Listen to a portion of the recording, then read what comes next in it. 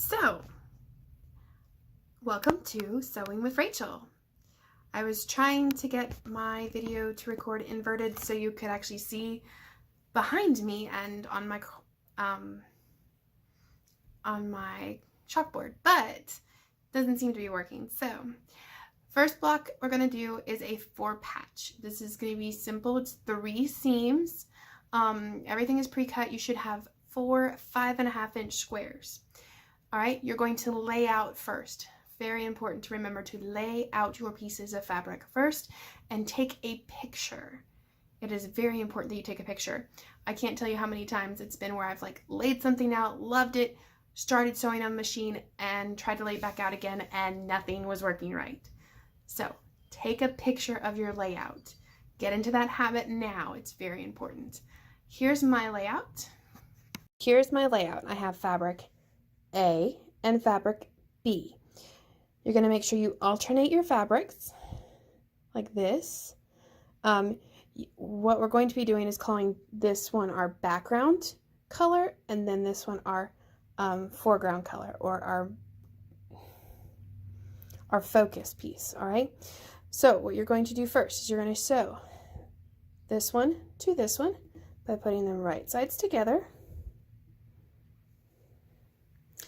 And you're going to clip top and bottom here, and you're going to do the same thing for this one. Right sides together, clip the top and the bottom. Clipped them together. That's where you're going to sew on, and you're going to sew a scant 1/4-inch seam allowance. And I say scant because you don't want it too big. All right, so I've got my measuring tape here, and I've got the inch right there at the middle where the needle is. All right, I'm gonna grab my pen here and I'm gonna see what a 1/4 inch is.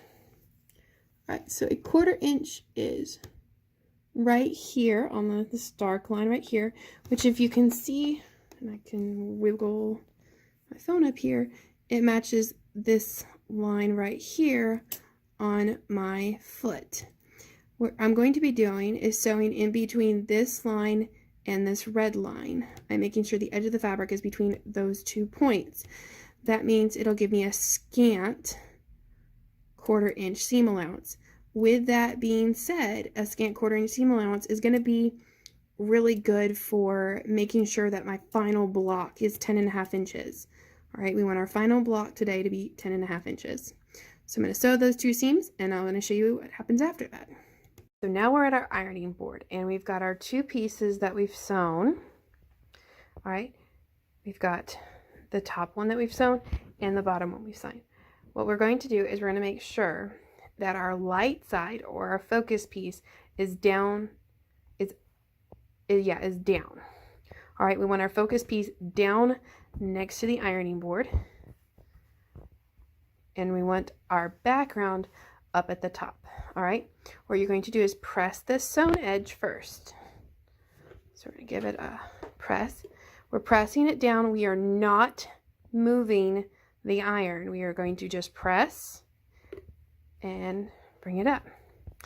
Then we are going to fold it open. This will be interesting with just one hand. All right, put the iron away so I don't bend myself.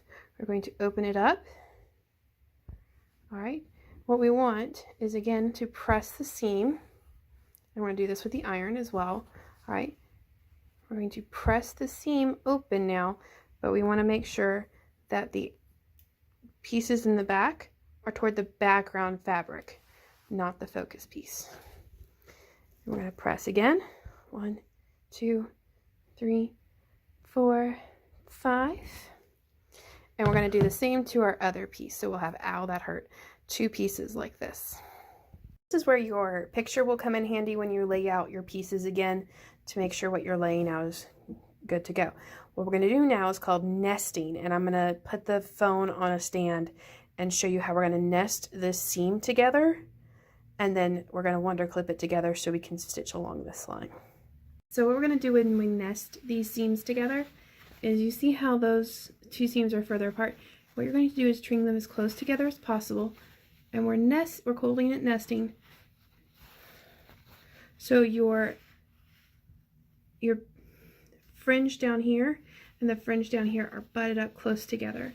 All right, we also want to make sure that edge right there is tight. So you see how it just looks like one piece and they're all sandwiched in together? And then we're going to clip it in place. All right, once that's in place, you can work your way out to the edges and clip both the edge pieces.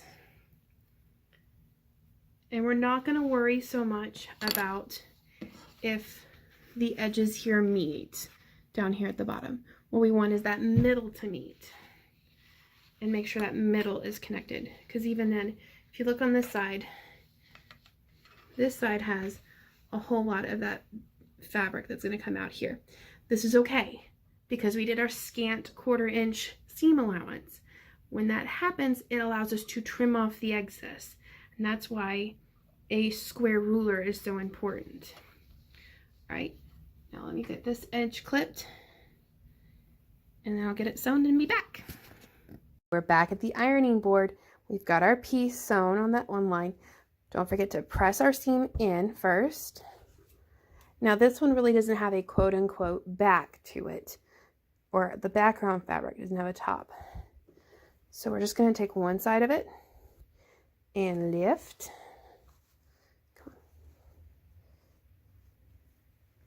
Ta-da! And your goal is to make sure that center right here is where those points meet. Moment of truth, and they do. That's what happens when you nest the seam and you check it rather than check the edges. All right, always go for that center seams. All right, I'm going to press, press, press, press, press, press, and we have our first block for our block of the month club done.